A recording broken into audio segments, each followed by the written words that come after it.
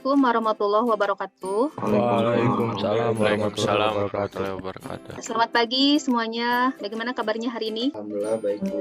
Alhamdulillah ya, sehat-sehat semuanya ya. Alhamdulillah hari ini kita bertemu kembali di pembelajaran PPKN bersama Ibu. Sebelum melanjutkan, Ibu ingin kita berdoa bersama dulu supaya hari ini dilancarkan. Silakan dipimpin oleh salah satu teman di antara kalian. Teman-teman, sebelum memulai pelajaran hari ini agar diberi kelancaran dan keberkahan, mari kita berdoa. Berdoa dimulai, berdoa dicukupkan. Terima kasih. Ya, Alhamdulillah ya. Terima kasih Falik sudah memimpin doa bersama hari ini. Mudah-mudahan kita dimudahkan dalam pembelajaran hari ini ya. Sudah berdoa, hari ini Ibu akan mengecek kehadiran kalian. Silahkan kalian login ke kanvasnya ya. Silahkan isi untuk mengetahui kehadiran kalian. Bu, cek juga di Zoom-nya ini yang sudah hadir siapa saja ya. Jangan lupa modulnya dibuka di kanvasnya. Di situ yang paling atas ada modul pertemuan 3. Silahkan diisi daftar hadirnya ya. Ini yang sudah hadir ada Hisham, ada Dava, Siva, terus Satria, Farel, alhamdulillah semuanya. Bagaimana hari ini, sudah siap belajarnya? Insya Allah siap Bu. Siap ya, sudah siap, terus semangat ya. Semoga jaringan hari ini, karena kita masih belajar dalam suasana pandemi ya, semoga kondisi jaringan di rumah kalian masing-masing stabil ya dan berjalan lancar. Ini pertemuan ketiga, bab 2 tentang perlindungan dan penegakan hukum di Indonesia. Nah, kita akan melanjutkan materi berikutnya itu tentang peran lembaga penegak hukum. Sebelum melanjutkan ke materi hari ini, ada yang masih ingat materi pada pertemuan yang lalu? Kemarin tuh belajar yang apa sih, peran polisi sama jaksa. Ya, oke. Apa tuh peran polisi? Apa saja? Perannya mengejaga ketertiban sama keamanan gitu. Ya, betul ya. Bantu masyarakat juga, Bu. Ya, melindungi masyarakat juga, betul. Terus tadi peran jaksa, apa peran jaksa? Dia menuntut tersangka ya, dengan Menuntut bukti-bukti yang udah dia research gitu. Ah, ya, betul sekali ya. Gimana yang lain? Setuju nih dengan jawabannya Mahes dan Hisham? Setuju, Bu.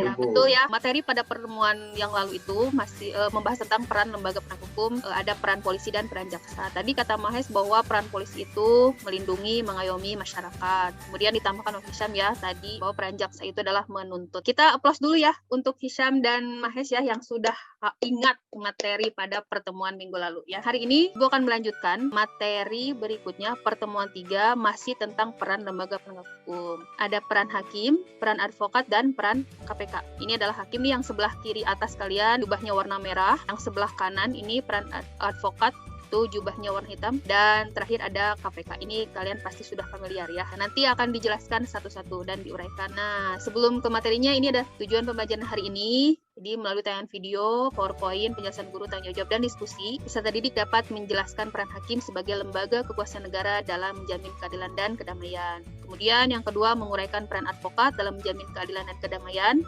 Yang ketiga, menguraikan peran KPK dalam menjamin keadilan dan kedamaian. Yang keempat, menunjukkan perilaku jujur dalam praktik perlindungan dan penegakan hukum di lingkungan sekolah dan masyarakat dengan baik. Serta yang terakhir, dapat menyajikan hasil analisis evaluasi praktik perlindungan dan penegakan hukum dalam masyarakat untuk menjamin keadilan dan kedamaian dengan terampil. Nah, dari tujuan pembelajaran ini diharapkan kalian dapat mencapai tujuan-tujuan dari sini. Oke, agar lebih semangat seperti biasa, kita akan menyanyikan lagu wajib nasional dulu. Dengan semangat ya, silakan dibuka mic-nya, kita nyanyi sama-sama.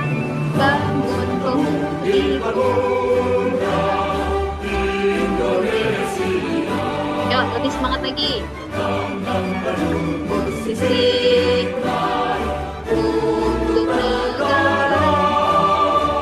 Kita sudah menyanyikan lagu wajib nasional. Mengapa kita harus menyanyikan lagu wajib nasional? Atau ada juga yang lagu daerah? Menumbuhkan rasa nasionalisme. Ya, menumbuhkan rasa nasionalisme ya, betul sekali. Jadi jangan hanya menyukai lagu-lagu orang lain ya, lagu barat, seperti itu lagu luar. Tapi kita juga harus bisa menyanyikan lagu wajib nasional dan supaya kita lebih rasa cinta tanah air ya, nasionalisme. Berikutnya adalah inspirasi hari ini adalah untuk memotivasi kalian ya, semoga lebih semangat lagi dalam belajar. Silakan disimak ya. Momen haru terjadi dalam acara pelantikan 600 Brigadir Muda di Sekolah Polisi Negara SPN Batua, Makassar, Sulawesi Selatan pada Selasa 6 Maret 2018. Coba inspirasi apa yang didapatkan pada tayangan ini? Yang saya dapat dari video ini jadi apabila kita mempunyai mimpi itu, kita harus bekerja keras untuk mewujudkannya. Oke, bagus ya Farel ya jawabannya. Intinya kita harus tetap semangat ya, kalian harus tetap semangat belajar dengan fasilitas yang ada, harus bisa memanfaatkan dengan baik. Nah, semoga tayangan ini menginspirasi dan memotivasi kalian untuk lebih giat lagi belajar. Hari ini kita akan masuk pada kegiatan intinya materi pertemuan ketiga. Yang pertama, tadi kan ada 3. Yang pertama, gue akan menjelaskan tentang peran hakim sebagai pelaksana kekuasaan kehakiman ya. Apa yang dimaksud dengan hakim dan apa tugas hakim? Yang memutuskan hukumannya untuk yang melanggar gitu. Ya, itu jawabannya Raffi ya. Raffi, bahwa hakim itu yang memutuskan ya. Kalau beda dengan jaksa, kalau jaksa tadi yang menuntut. Oke, nah, kita lihat tadi apakah jawabannya sesuai. Dalam sidang tuntutan, jaksa meminta majelis hakim untuk menjatuhkan hukuman 7 tahun penjara untuk Irman dan 5 tahun penjara untuk Sugiarto. Coba yang kalian lihat, yang kalian amati, sesuai atau tidak? Sesuai, Bu. Memvonis atau menjatuhi hukuman. Ini hakim adalah pejabat peradilan negara. Ya, jadi seorang pejabat peradilan negara yang diberi wewenang oleh undang-undang untuk mengadili ya. Mengadili di sini adalah serangkaian kegiatan hakim untuk memutuskan perkara, mengadili perkara yang diberikan kepadanya ya, kepada hakim, dan menyelesaikan dengan akhirnya memberikan vonis sesuai dengan undang-undang yang berlaku. Misalnya, pencurian ayam divonis 5 tahun penjara berdasarkan undang-undang. Nah, seperti itu tuh hakim wewenangnya ya. Kemudian tugas utama hakim adalah menerima, memeriksa, dan mengadili serta menyelesaikan semua perkara yang diajukan kepadanya. Sampai sini bisa dipahami? Bisa, Mau nanya, Bu. Ya, boleh Falik. Itu yang duduk itu hakim semua, Bu? Kalau yang depan, yang merah-merah itu hakim. Yang kanan itu kalau dilihat dari kita ya, yang sebelah kanan itu pengacara atau advokat, yang sebelah kiri JPU atau jaksa penuntut umum. Gue mau nanya lagi. Ya, Falik. Kalau hakim ada pangkatnya nggak? Hakim ada pangkatnya. Pangkatnya itu yang paling tinggi kan itu ada Hakim Agung ya. Hakim Agung itu ada di Mahkamah Agung. Terus kalau di pengadilan daerah, namanya itu ada Hakim Muda. Itu jadi pangkatnya tergantung dari dia masa kerjanya. Seperti itu. Yang tadi ditanyakan ya, berdasarkan Undang-Undang nomor berapa nih? 48 ya, tahun 2009 tentang kekuasaan kehakiman, bahwa hakim berdasarkan jenis lembaga peradilannya itu dapat diklasifikasikan menjadi 3 kelompok berikut. Yang pertama, hakim pada Mahkamah Agung disebut Hakim Agung. Nah, tadi seperti pertanyaan Falik, itu yang paling tinggi apa? Nah, ini yang paling tinggi, Hakim Agung. Yang kalau digambar sebelah kiri kalian ya, yang jubahnya orange, itu adalah para Hakim Agung. Dan yang kedua, hakim pada badan peradilan yang berada di bawah Mahkamah Agung. Contohnya nih tadi yang digambar ya, ada Pengadilan Negeri Bandung, itu adalah peradilan umum, itu kan di bawah Mahkamah Agung. Jadi peradilan yang berada di daerah. Itu nomor 3, ini hakim pada Mahkamah Konstitusi yang disebut dengan Hakim Konstitusi. Ini nih yang sebelah kanan kalian ya. Ini Hakim Konstitusi itu adalah hakim yang menangani masalah-masalah yang berkaitan dengan perundang-undangan. Contohnya kalau ada sengketa pemilu gitu ya, ada kalau ada misalnya undang-undang yang tidak sesuai pasalnya, nah itu diselesaikan oleh Mahkamah Konstitusi. Ibu lanjutkan yang kedua, ini ya, advokat itu cirinya jubahnya warna hitam, kalau tadi hakim warna merah, kalau posisi di ruang sidang itu adanya di sebelah kiri hakim, kalau di depan kita berarti ada di sebelah kanan kita. Apakah sama antara advokat dengan pengacara? Advokat dan pengacara itu adalah orang yang berprofesi memberi jasa hukum, baik di dalam maupun di luar pengadilan. Jadi intinya advokat dengan pengacara sama atau tidak? Sama. Sama ya, advokat, pengacara, kuasa hukum itu sama. Kalau advokat sama pengacara tuh personal gitu atau enggak ya, Bu ya? Advokat itu dan pengacara itu adalah perorangan, tapi mereka berada di suatu lembaga. Jadi advokat itu seseorang yang memegang izin memberikan jasa hukum di pengadilan berdasarkan surat keputusan dari Menteri Kehakiman. Wilayah beracara itu dia melakukan pekerjaannya ya di seluruh wilayah Republik Indonesia. Nah, pengacara itu memegang izinnya hanya di pengadilan setempat.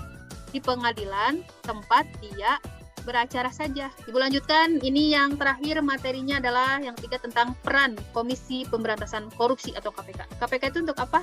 Agar lebih jelasnya lagi, kita simak tayangan ini tentang peran KPK. Pemirsa, KPK menetapkan Bupati Probolinggo dan suaminya yang anggota DPR sebagai tersangka dalam dugaan gratifikasi dan tindak pidana pencucian uang.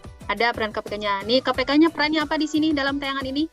Terjun langsung dalam memberantas korupsi. Nah, terjun langsung dalam memberantas korupsi. Betul. Oke, itu ya arti dari KPK ya di sini. Jadi KPK itu dibentuknya baru ya, baru tahun 2003. Jadi masih baru, belum lama.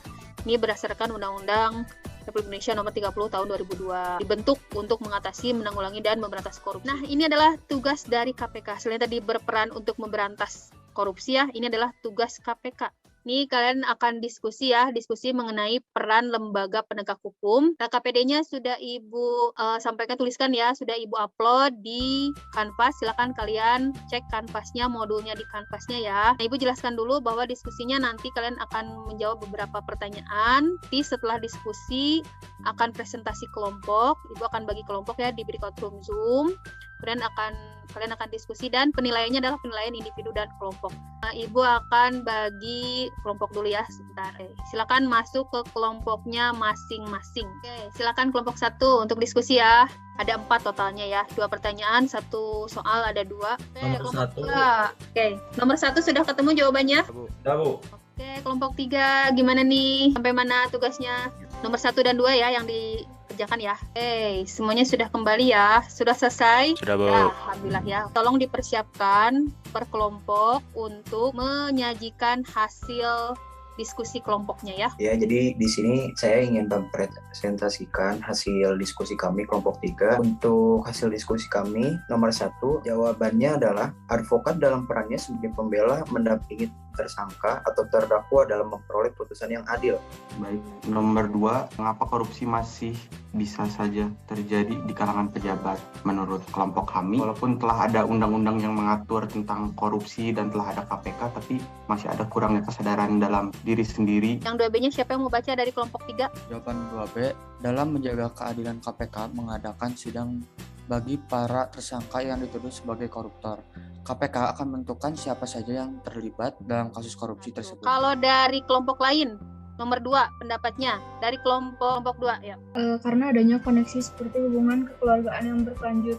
Kita beri aplaus dulu untuk semua kelompok 1, 2, 3 ya yang sudah menjawab, yang sudah memberikan pendapat. Oke, jadi kalau Ibu simpulkan bahwa untuk nomor 2 itu kalian untuk peran KPK sudah tahu ya, tadi peran advokat juga sudah tahu, syaratnya juga tadi salah satunya adalah harus WNI ya. Jadi intinya kalau kita tidak ingin korupsi atau pejabat tidak korupsi lagi harus bagaimana? Harus sadar akan hukum. Kalau tidak sadar akan hukum itu akan terus saja korupsi gitu ya. Oke, terima kasih ya untuk diskusi kelompok hari ini.